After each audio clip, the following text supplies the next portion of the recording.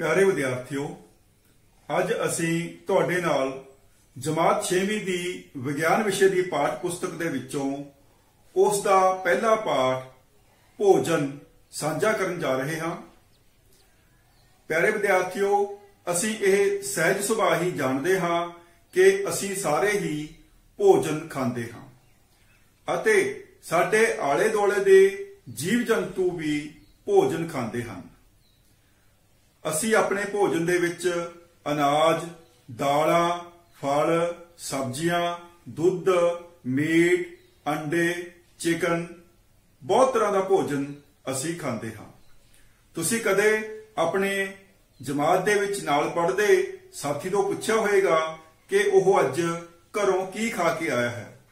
तुसी देखिया होएगा कि ओह तुहाडे नालों बिल्कुल वखरी किस्म का भोजन खा के आया होएगा अते असी हर रोज ही वक्खो वखरे प्रकार का भोजन खांदे हां। इसे तरह जो साडा देश है उस दे विच वक्खो वखरे राज हन अते वक्खो वखरे राज्यां दे जो व्यक्ति हन ओह वक्खो वखरे प्रकार का भोजन खांदे हन। जिवें कि पश्चिमी बंगाल दे विच रहण वाले व्यक्ति का भोजन पंजाब दे विच रहण वाले व्यक्ति नालों बिल्कुल ही वखरा होवेगा। इसे तरह असी देखते हाँ कि जो जीव जंतु हन वो भी वक्खो वखरे प्रकार का भोजन खांदे हन। कुछ जीव दूजे जीवां दा शिकार करके उन्हां नूं खांदे हन। कुछ जीव पौधे अते पौधियां दे हिस्सियां तो प्राप्त भोजन खांदे हन। इस तरह असी सारे ही वक्खो वखरे प्रकार का भोजन खांदे हां। की तुसी जानते हो कि सानू भोजन कित्थों प्राप्त हुंदा है? प्यारे विद्यार्थियों, भोजन सानू पौधियां तो अते जीव जंतुआं तो प्राप्त हुंदा है। जिस तरह के असी जानते हाँ कि खेतां दे विच फसलां उगाईयां जांदियां हन, बाग लगाए जांदे हन अते वक्खो वखरे प्रकार दीयां सब्जियां दी खेती कीती जांदी है। असी जानते हाँ कि साडे घर विच कणक हुंदी है, मक्की है, दालां हन। ये सारियां जो वस्तुआं हन, खाद पदार्थ हन, ये सानू पौधियां तो प्राप्त हुंदे हन। असी पौधे दे वक्खो वखरे भागां तो वक्खो वखरे प्रकार का भोजन खांदे हां। जिवें कि असी जानते हाँ कि पौधे दे वक्खो वखरे भाग हुंदे हन, जिवें कि जड़, तना, पत्ते, फुल, फल, बीज आदि। असी ये सारे ही भागां नूं वक्खो वखरे रूप दे विच अपने भोजन दे विच शामिल करदे हां। जिस तरह के असी कुछ पौधियां दियां जड़ां खांदे हां, जिवें गाजर है, मूली है। कई पौधियां दा असी तना खांदे हां, जिस तरह गन्ना है अते आलू है। इसे तरह पत्तियां दे रूप दे विच असी बहुत सारा भोजन खांदे हां, जिस तरह के असी सरों दा साग बनाउंदे हां, पालक है, मेथी है, मेथे हन, धनिया है। ये पत्तियां दे रूप दे विच असी भोजन खांदे हां। इसे तरह गोभी एक फुल है जिसनूं असी सब्जी दे तौर ते वरतदे हां अते फल तां असी अनेकां ही खांदे हां, जिस तरह सेब, केले, अंगूर, बहुत प्रकार के फल तुसी खांदे हो अते बहुत प्रकार के बीज खांदे हां। हुण गल बहुत ही दिलचस्प है कि जो असी कणक खांदे हां, मक्की है, दालां हन, वो सारियां पौधे दे बीज हन। असी पौधे दे बीजां नूं अनाज दे तौर ते अते दालां दे तौर ते वरतदे हां। इसे तरह जो जंतु हन उन्हां तों सानू देखो दुध मिलता है, मीट है, अंडे मिलते हैं अते शहद मिलता है। तुसी देखिया है कि शहद दीयां मक्खियां वक्खो वखरे फुल्लां दे उत्ते मंडराउंदियां रहिंदियां हन अते फुल्लां दा रस चूस के अपने छत्ते दे विच शहद पैदा करदियां हन। इसे तरह गां, मੱਝ, बकरी, भेड़ इन्हां तों सानू दुध प्राप्त हुंदा है अते मुर्गे, बकरियां अते होर पशुआं तो सानू मीट भी प्राप्त हुंदा है। ਅਤੇ ਅਸੀਂ ਵੱਖੋ ਵੱਖਰੇ ਪ੍ਰਕਾਰ ਦਾ ਭੋਜਨ ਵੱਖੋ ਵੱਖਰੇ ਸਮੇਂ ਅਤੇ ਵੱਖੋ ਵੱਖਰੀਆਂ ਆਦਤਾਂ ਦੇ ਅਨੁਸਾਰ ਮਨੁੱਖ ਕਰਦਾ ਹੈ ਅਤੇ ਹੋਰ ਜੀਵ ਜੰਤੂ ਵੀ ਇਸੇ ਤਰ੍ਹਾਂ ਭੋਜਨ ਪ੍ਰਾਪਤ ਕਰਦੇ ਹਨ। ਉਹਨਾਂ ਨੂੰ ਵੀ ਭੋਜਨ ਪੌਦਿਆਂ ਤੋਂ ਜਾਂ ਜੀਵ ਜੰਤੂਆਂ ਤੋਂ ਪ੍ਰਾਪਤ ਹੁੰਦਾ ਹੈ। ਭੋਜਨ ਦੇ ਸੰਬੰਧੀ ਭੋਜਨ ਦੀ ਤਿਆਰੀ ਬਹੁਤ ਜ਼ਰੂਰੀ ਹੈ। ਬਹੁਤ ਘੱਟ ਅਜਿਹੇ ਭੋਜਨ ਹਨ ਜਿਨ੍ਹਾਂ ਨੂੰ ਅਸੀਂ ਕੱਚਾ ਖਾਂਦੇ ਹਾਂ। ਜਿਸ ਤਰ੍ਹਾਂ ਕਿ ਫਲਾਂ ਨੂੰ ਅਸੀਂ ਆਮ ਤੌਰ ਤੇ ਕੱਚਾ ਖਾਂਦੇ ਹਾਂ, ਕੁਝ ਇੱਕ ਸਬਜ਼ੀਆਂ ਨੂੰ ਵੀ ਕੱਚਾ ਖਾ ਲੈਂਦੇ ਹਾਂ, ਪਰ ਅਸੀਂ ਆਮ ਤੌਰ ਤੇ ਭੋਜਨ ਨੂੰ ਪਕਾ ਕੇ ਖਾਂਦੇ ਹਾਂ। ਪਿਆਰੇ ਵਿਦਿਆਰਥੀਓ, ਕੀ ਤੁਸੀਂ ਆਪਣੇ ਘਰ ਵਿੱਚ ਕਦੇ ਦੇਖਿਆ ਹੈ ਕਿ ਭੋਜਨ ਕਿਸ ਤਰ੍ਹਾਂ ਤਿਆਰ ਕੀਤਾ ਜਾਂਦਾ ਹੈ? ਇੱਕ ਦਾਲ ਬਣਾਉਣ ਦੇ ਲਈ ਉਸ ਦੇ ਵਿੱਚ ਵੱਖੋ ਵੱਖਰੇ ਪ੍ਰਕਾਰ ਦੇ ਪਦਾਰਥ ਮਿਲਾਏ ਜਾਂਦੇ ਹਨ, ਜਿਸ ਤਰ੍ਹਾਂ ਕਿ ਪਾਣੀ ਪਾਇਆ ਜਾਂਦਾ ਹੈ, ਨਮਕ, ਮਿਰਚ, ਹਲਦੀ ਅਤੇ ਹੋਰ ਮਸਾਲੇ ਪਾਏ ਜਾਂਦੇ ਹਨ। ਇੱਕ ਸਬਜ਼ੀ ਬਣਾਉਣ ਦੇ ਲਈ ਕੁਝ ਹੋਰ ਤਰ੍ਹਾਂ ਦਾ ਸਮਾਨ ਚਾਹੀਦਾ ਹੈ ਅਤੇ ਖੀਰ ਬਣਾਉਣ ਦੇ ਲਈ ਸਾਨੂੰ ਕੀ ਕੁਝ ਚਾਹੀਦਾ ਹੈ? ਸਾਨੂੰ ਚਾਵਲ ਚਾਹੀਦੇ ਹਨ, ਦੁੱਧ ਚਾਹੀਦਾ ਹੈ ਅਤੇ ਡਰਾਈ ਫਰੂਟ ਚਾਹੀਦੇ ਹਨ। ਇਸੇ ਤਰ੍ਹਾਂ ਵੱਖੋ ਵੱਖਰੇ ਭੋਜਨਾਂ ਨੂੰ ਪਕਾਉਣ ਦੇ ਲਈ ਸਾਨੂੰ ਵੱਖੋ ਵੱਖਰੇ ਪ੍ਰਕਾਰ ਦੀ ਕੱਚੀ ਸਮੱਗਰੀ ਚਾਹੀਦੀ ਹੈ। ਜਿਸ ਤਰ੍ਹਾਂ ਕਿ ਤੁਸੀਂ ਜਾਣਦੇ ਹੋ ਕਿ ਅਸੀਂ ਚਾਵਲਾਂ ਨੂੰ ਕੱਚੇ ਨਹੀਂ ਖਾ ਸਕਦੇ। ਉਹਨਾਂ ਨੂੰ ਉਬਾਲ ਕੇ ਅਤੇ ਉਸ ਦੇ ਵਿੱਚ ਨਮਕ ਵਗੈਰਾ ਪਾ ਕੇ ਹੀ ਅਸੀਂ ਚਾਵਲਾਂ ਨੂੰ ਖਾ ਸਕਦੇ ਹਾਂ। ਅਤੇ ਭੋਜਨ ਨੂੰ ਪਕਾਉਣਾ ਬਹੁਤ ਜ਼ਰੂਰੀ ਹੈ, ਕਿਉਂਕਿ ਕੱਚਾ ਭੋਜਨ ਸਾਡੇ ਲਈ ਪਚਾਉਣਾ ਵੀ ਬਹੁਤ ਜ਼ਿਆਦਾ ਮੁਸ਼ਕਲ ਹੁੰਦਾ ਹੈ। ਭੋਜਨ ਦੇ ਆਧਾਰ ਤੇ ਅਸੀਂ ਸਾਰੇ ਜੀਵ ਜੰਤੂਆਂ ਨੂੰ 3 ਸ਼੍ਰੇਣੀਆਂ ਵਿੱਚ ਵੰਡ ਸਕਦੇ ਹਾਂ। ਸਭ ਤੋਂ ਪਹਿਲੀ ਸ਼੍ਰੇਣੀ ਦੇ ਵਿੱਚ ਉਹ ਜੀਵ ਜੰਤੂ ਆਉਂਦੇ ਹਨ ਜਿਹੜੇ ਆਪਣਾ ਭੋਜਨ ਪੌਦਿਆਂ ਜਾਂ ਪੌਦਿਆਂ ਦੇ ਵੱਖੋ ਵੱਖਰੇ ਹਿੱਸਿਆਂ ਤੋਂ ਪ੍ਰਾਪਤ ਕਰਦੇ ਹਨ। ਜਿਸ ਤਰ੍ਹਾਂ ਗਾਂ, ਮੱਝ, ਬੱਕਰੀ, ਊਂਠ, ਹਾਥੀ ਆਦਿ। ਅਸੀਂ ਕਹਿ ਸਕਦੇ ਹਾਂ ਕਿ ਇਹ ਸਾਰੇ ਜੀਵ ਘਾਹ ਖਾਂਦੇ ਹਨ ਜਾਂ ਪੌਦਿਆਂ ਤੋਂ ਪ੍ਰਾਪਤ ਭੋਜਨ ਖਾਂਦੇ ਹਨ। ਇਹਨਾਂ ਸਾਰੇ ਜੀਵਾਂ ਨੂੰ ਸ਼ਾਕਾਹਾਰੀ ਜੀਵ ਕਿਹਾ ਜਾਂਦਾ ਹੈ। ਸੋ ਪਿਆਰੇ ਵਿਦਿਆਰਥੀਓ, ਸ਼ਾਕਾਹਾਰੀ ਜੀਵ ਉਹ ਜੀਵ ਹੁੰਦੇ ਹਨ ਜਿਹੜੇ ਆਪਣਾ ਭੋਜਨ ਪੌਦੇ ਦੇ ਵੱਖੋ ਵੱਖਰੇ ਹਿੱਸਿਆਂ ਤੋਂ ਪ੍ਰਾਪਤ ਕਰਦੇ ਹਨ। ਉਸ ਤੋਂ ਬਾਅਦ ਉਹ ਜੀਵ ਹਨ ਜਿਹੜੇ ਕਿ ਆਪਣਾ ਭੋਜਨ ਦੂਜੇ ਜੀਵਾਂ ਦਾ ਸ਼ਿਕਾਰ ਕਰਕੇ ਉਹਨਾਂ ਦਾ ਮਾंस ਖਾ ਕੇ ਆਪਣਾ ਭੋਜਨ ਖਾਂਦੇ ਹਨ। ਉਹਨਾਂ ਨੂੰ ਅਸੀਂ ਮਾਸਾਹਾਰੀ ਜੀਵ ਆਖਦੇ ਹਾਂ। ਇਹ ਜੀਵ ਸਿਰਫ ਮਾंस ਹੀ ਖਾਂਦੇ ਹਨ, ਜਿਸ ਤਰ੍ਹਾਂ ਸ਼ੇਰ, ਚੀਤਾ, ਬਘਿਆੜ ਆਦਿ। ਇਸ ਤੋਂ ਬਿਨਾਂ ਜੋ ਤੀਜੀ ਸ਼੍ਰੇਣੀ ਹੈ ਉਸ ਦੇ ਵਿੱਚ ਉਹ ਜੀਵ ਆ ਜਾਂਦੇ ਹਨ ਜਿਹੜੇ ਪੌਦਿਆਂ ਤੋਂ ਪ੍ਰਾਪਤ ਭੋਜਨ ਵੀ ਖਾ ਲੈਂਦੇ ਹਨ ਅਤੇ ਮਾंस ਵੀ ਖਾ ਲੈਂਦੇ ਹਨ। ਅਸੀਂ ਕਹਿ ਸਕਦੇ ਹਾਂ ਕਿ ਉਹ ਹਰ ਪ੍ਰਕਾਰ ਦਾ ਭੋਜਨ ਹੀ ਖਾ ਲੈਂਦੇ ਹਨ। ਅਜਿਹੇ ਜੀਵਾਂ ਨੂੰ ਅਸੀਂ ਸਰਵ ਆਹਾਰੀ ਜੀਵ ਕਹਿੰਦੇ ਹਾਂ, ਜਿਵੇਂ ਕਿ ਮਨੁੱਖ ਹੈ ਅਤੇ ਕਾਂ ਹੈ, ਬਿੱਲੀ ਹੈ, ਕੁੱਤਾ ਹੈ। ਇਹ ਸਾਰੇ ਜੋ ਜੀਵ ਜੰਤੂ ਹਨ ਇਹ ਦੋਵੇਂ ਪ੍ਰਕਾਰ ਦਾ ਭੋਜਨ ਹੀ ਖਾ ਲੈਂਦੇ ਹਨ। ਇਸ ਲਈ ਇਹਨਾਂ ਨੂੰ ਅਸੀਂ ਸਰਬ ਆਹਾਰੀ ਜੀਵ ਕਹਿੰਦੇ ਹਾਂ। ਸਾਰੇ ਹੀ ਜੀਵਤ ਪ੍ਰਾਣੀਆਂ ਨੂੰ ਭੋਜਨ ਦੀ ਜ਼ਰੂਰਤ ਹੁੰਦੀ ਹੈ। ਜਿਸ ਤਰ੍ਹਾਂ ਮਨੁੱਖ ਭੋਜਨ ਖਾਂਦਾ ਹੈ, ਉਸ ਤਰ੍ਹਾਂ ਬਾਕੀ ਦੇ ਜੀਵ ਜੰਤੂ ਵੀ ਭੋਜਨ ਖਾਂਦੇ ਹਨ। ਉਹ ਵੀ ਆਪਣੇ ਭੋਜਨ ਲਈ ਪੌਦਿਆਂ ਅਤੇ ਵੱਖੋ ਵੱਖਰੇ ਜੀਵ ਜੰਤੂਆਂ ਦੇ ਉੱਤੇ ਨਿਰਭਰ ਕਰਦੇ ਹਨ। ਜਿਸ ਤਰ੍ਹਾਂ ਅਸੀਂ ਆਪਣੇ ਘਰ ਪਾਲਤੂ ਪਸ਼ੂ ਰੱਖੇ ਹੋਏ ਹਨ, ਅਸੀਂ ਦੇਖਦੇ ਹਾਂ ਕਿ ਉਹ ਕਿਸ ਤਰ੍ਹਾਂ ਦਾ ਭੋਜਨ ਖਾਂਦੇ ਹਨ। ਅਸੀਂ ਜਾਣਦੇ ਹਾਂ ਕਿ ਗਾਂ, ਮੱਝ, ਬੱਕਰੀ ਇਹ ਸਾਰੇ ਘਾਹ ਖਾਂਦੇ ਹਨ ਜਾਂ ਪੌਦਿਆਂ ਦੇ ਪੱਤੇ ਵਗੈਰਾ ਖਾਂਦੇ ਹਨ। ਇਹਨਾਂ ਨੂੰ ਅਸੀਂ ਸ਼ਾਕਾਹਾਰੀ ਜੀਵ ਆਖਦੇ ਹਾਂ। ਜੋ ਜੀਵ ਜੰਤੂ ਹਨ ਜੋ ਜੰਗਲਾਂ ਵਿੱਚ ਰਹਿੰਦੇ ਹਨ, ਜਿਵੇਂ ਸ਼ੇਰ, ਬਘਿਆੜ, ਚੀਤਾ ਆਦि, ਇਹ ਸਾਰੇ ਜੋ ਜੀਵ ਜੰਤੂ ਹਨ, ਇਹ ਦੂਸਰੇ ਜੀਵਾਂ ਦਾ ਸ਼ਿਕਾਰ ਕਰਕੇ ਉਹਨਾਂ ਦਾ ਮਾਸ ਖਾਂਦੇ ਹਨ।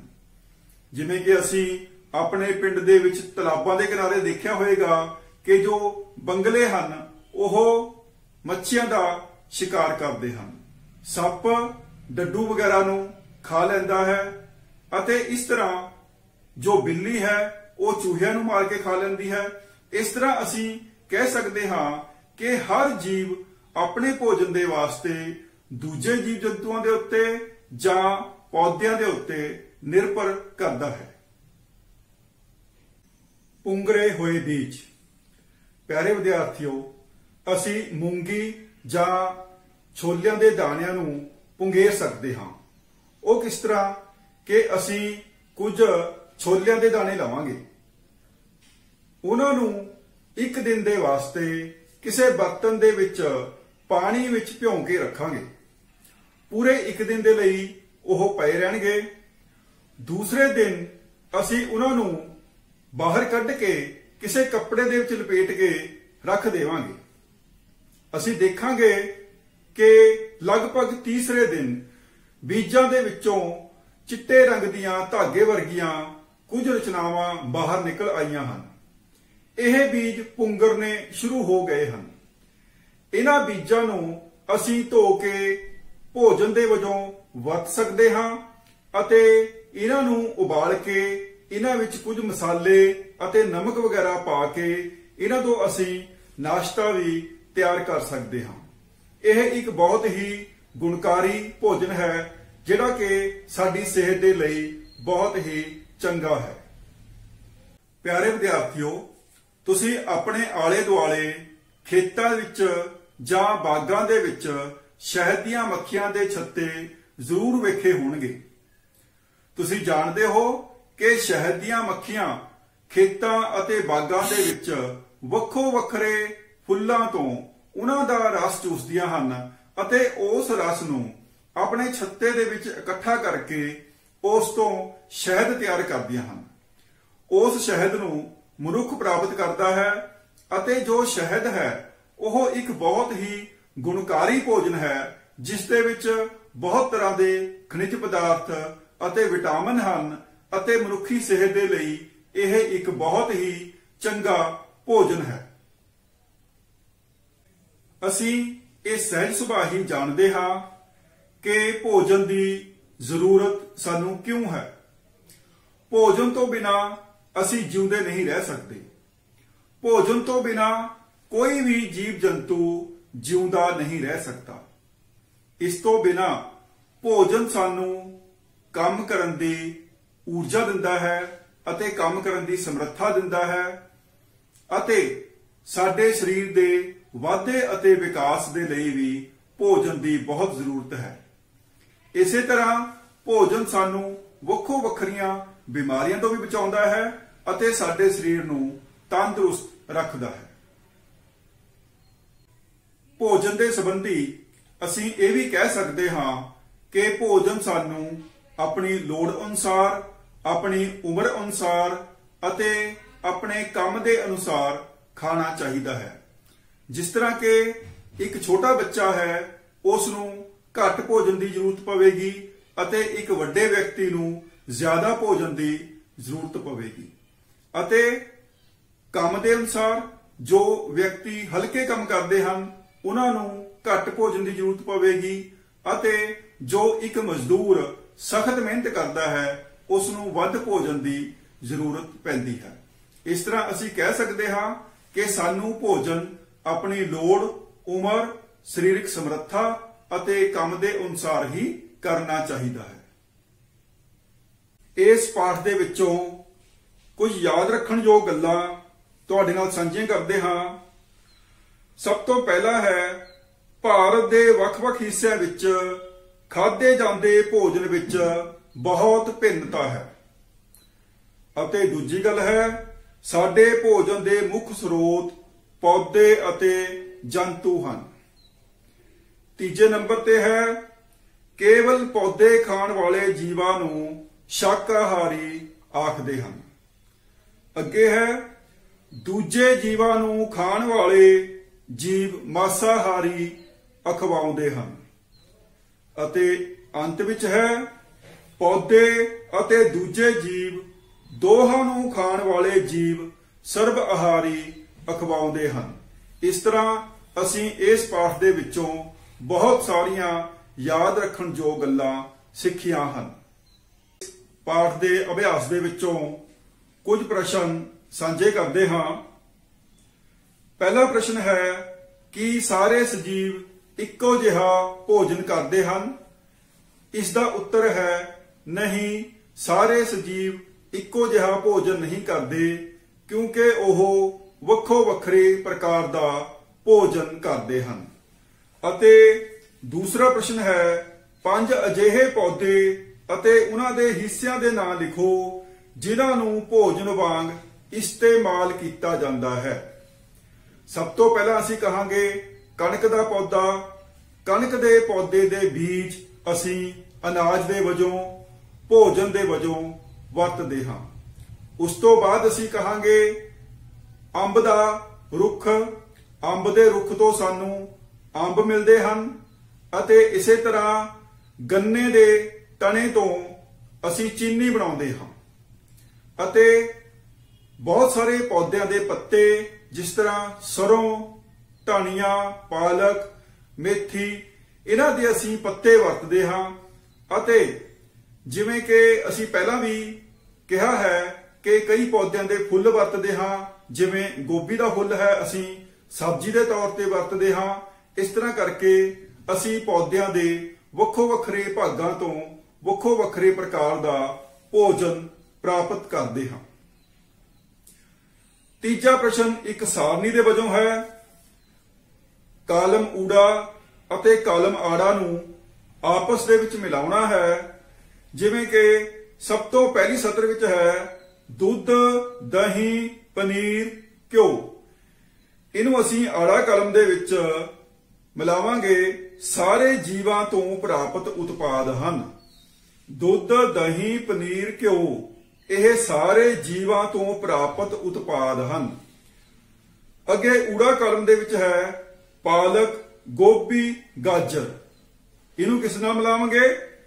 ਸਬਜ਼ੀਆਂ ਹਨ।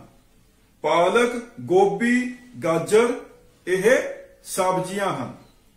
ਇਸ ਤੋਂ ਬਾਅਦ ਤੀਜੀ ਸਤਰ ਦੇ ਵਿੱਚ ਆਉਂਦਾ ਹੈ ਸ਼ੇਰ, ਚੀਤਾ। ਸ਼ੇਰ ਅਤੇ ਚੀਤਾ ਕੀ ਹਨ?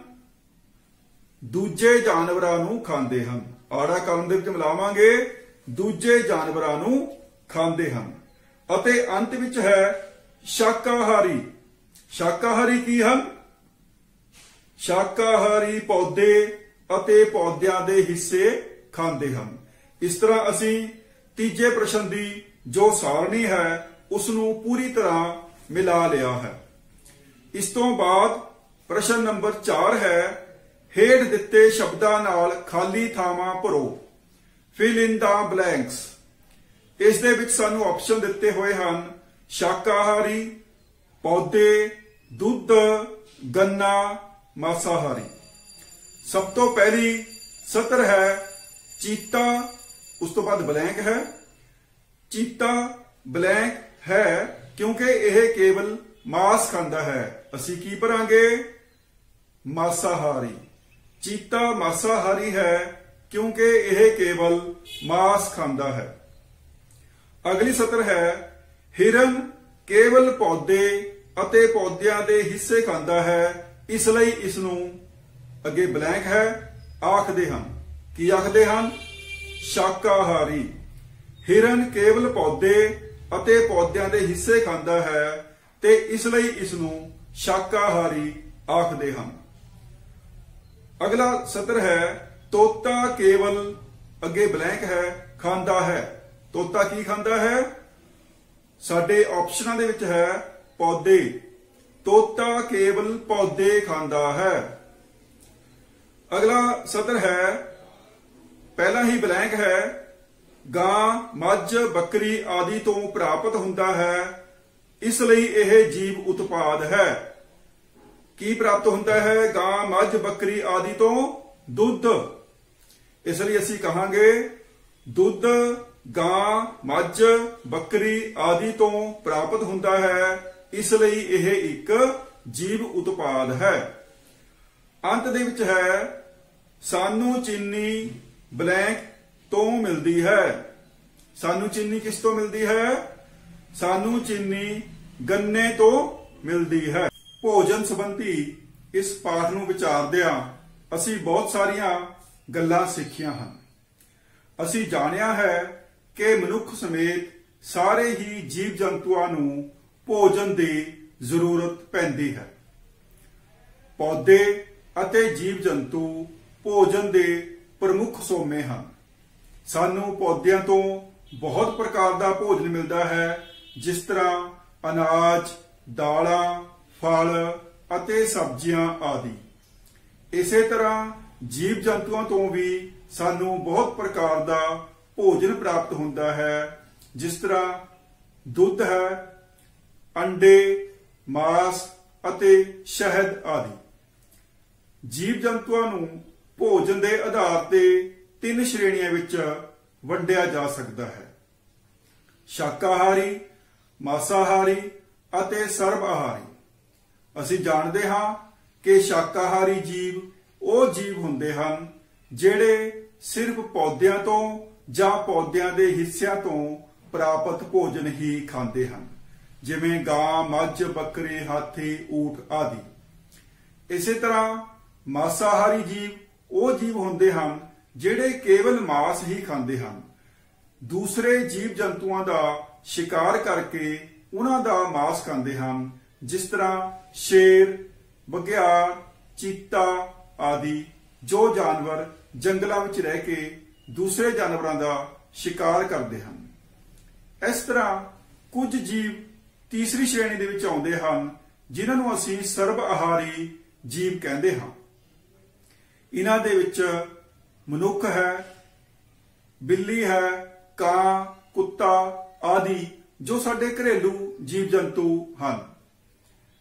ਇਹ ਜੀਵ ਜੰਤੂ ਹਰ ਪ੍ਰਕਾਰ ਦਾ ਭੋਜਨ ਖਾ ਲੈਂਦੇ ਹਨ, ਜਿਸ ਤਰ੍ਹਾਂ ਕਿ ਇਹ ਪੌਦਿਆਂ ਤੋਂ ਪ੍ਰਾਪਤ ਭੋਜਨ ਵੀ ਖਾ ਲੈਂਦੇ ਹਨ ਅਤੇ ਜੀਵ ਜੰਤੂਆਂ ਤੋਂ ਪ੍ਰਾਪਤ ਭੋਜਨ ਵੀ ਖਾ ਲੈਂਦੇ ਹਨ। ਅਸੀਂ ਦੱਸਿਆ ਹੈ ਕਿ ਭੋਜਨ ਸਾਡੇ ਲਈ, ਜੀਵ ਜੰਤੂਆਂ ਲਈ ਬਹੁਤ ਹੀ ਜ਼ਰੂਰੀ ਹੈ ਜਿਉਂਦੇ ਰਹਿਣ ਲਈ। ਇਸ ਲਈ ਇਸ ਦੀ ਵਰਤੋਂ ਸੋਚ ਸਮਝ ਕੇ ਲੋੜ ਅਨੁਸਾਰ ਕਰਨੀ ਚਾਹੀਦੀ ਹੈ ਅਤੇ ਭੋਜਨ ਨੂੰ ਬਰਬਾਦੀ ਤੋਂ ਵੀ ਬਚਾਉਣਾ ਚਾਹੀਦਾ ਹੈ। ਉਮੀਦ ਹੈ ਕਿ ਤੁਹਾਨੂੰ ਇਹ ਲੈਸਨ ਜ਼ਰੂਰ ਪਸੰਦ ਆਇਆ ਹੋਵੇਗਾ ਅਤੇ ਤੁਸੀਂ ਇਸ ਦੇ ਵਿੱਚੋਂ ਬਹੁਤ ਕੁਝ ਨਵਾਂ ਵੀ ਸਿੱਖਿਆ ਹੋਵੇਗਾ। ਬਹੁਤ ਬਹੁਤ ਧੰਨਵਾਦ।